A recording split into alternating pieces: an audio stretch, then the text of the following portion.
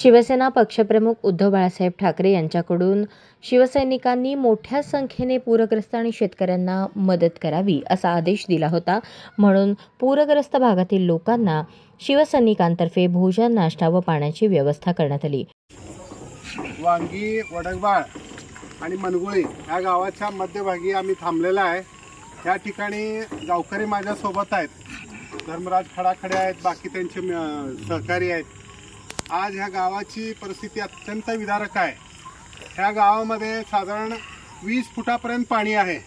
प्रत्येकाचं घर 10 फुटाच्या खाली, म्हणजे टोटल 20-25 फुटापर्यंत पाणी बसलेलं आहे। तिथून ओढ्यातनं जायला पाहिजे। गावाच्या पलीकडे एक 200-300 लोक एका शाळेमध्ये आहेत, इकडे एक 200-300 लोक, असं दोन्हीच्या गावाच्या मध्यभागी आम्ही थांबलोय। ही अशी बोट आहे इथं। या बोटीतनं ह्या धर्मराज खडाखडे असतील, यांचे सहकारी असतील, कमीत सरपंच असतील, एक 2000 ते 2200 लोकांना ह्या ठिकाणी घेऊन आलेले आहेत।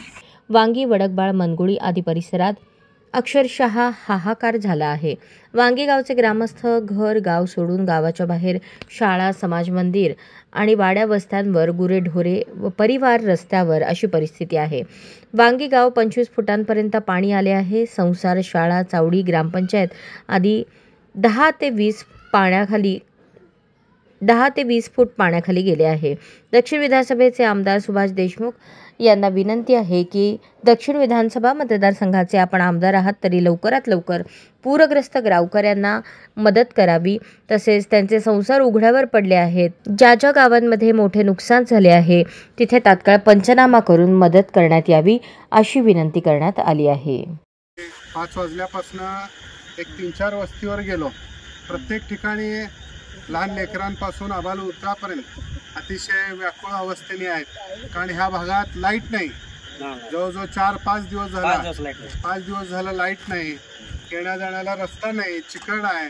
अशाही भागात आम्ही आलो आणि सर्वाला आज आम्ही भोजन, नाश्त्याची व्यवस्था केली।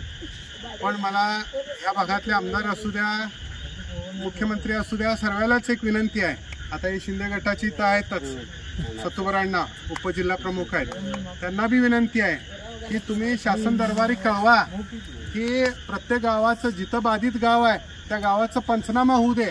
पंचनामा होऊन त्या गावाला काय तुम्ही 4000-5000 असं शेतकरीला देऊ नका, हेक्टरी 1 लाख रुपये कमीत कमी मिळायला पाहिजे। अशाच नवनवीन अपडेटसाठी जनता राज्य न्यूज चॅनलला सबस्क्राईब करा, लाईक करा आणि शेअर करायला विसरू नका।